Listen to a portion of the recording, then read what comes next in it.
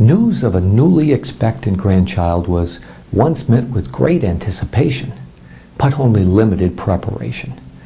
The tradition of buying everything from receiving blankets to booties, in pink for girls and blue for boys, fueled a frenzied dash to the mall upon the birth. And then, in all the excitement with all that pent-up anticipation, an uncontrolled binge buying spree ensued.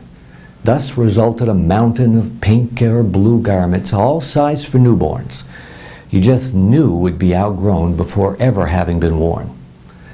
Nowadays, an ultrasound provides ample advance notice, enabling a more thoughtful and orderly selection of items of the appropriate color for the newborn, the 6-month-old, and the 12-month-old. You still come home with a mountain of garments. But over the course of several relaxed shopping trips, and spanning enough of the child's growth to provide at least the possibility each might be worn once before being outgrown. Such is the advantage of one form of technological advancement. In the world of tax planning, we've moved in the opposite direction. Whereas we used to be able to accelerate or delay capital gains and losses with the advanced knowledge of how they would be treated, Congress has the tax code in such disarray that we find ourselves doing precisely the opposite of what used to be considered common sense, just to be on the safe side should they change their rules at the last minute. Instead of holding off on the sale of appreciated stocks last year, for example, to minimize taxes, planners were counseling clients to sell before the end of the year so at least the tax bite would be known.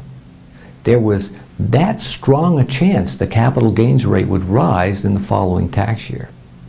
When it didn't, folks were left with a mountain of capital gains no one needed or wanted. Fortunately, we planners have an arsenal of weaponry with which to hedge such uncertainties. Things like donor-advised endowment funds that enable tax-deductible charitable gifts to be concentrated in 1 or more years, but actually distributed out to the charities over time as desired.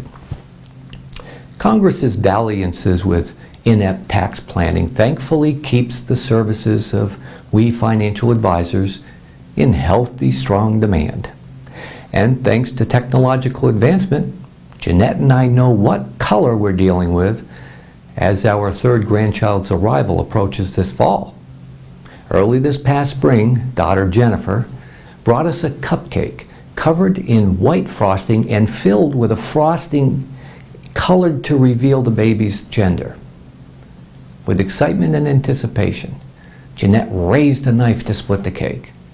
But before she could lower it, our onlooking 4-year-old granddaughter Alina, exasperated by her grandparents' apparent failure to grasp the obvious, blurted out with disdain, "It's going to be pink, Grammy. It's a girl."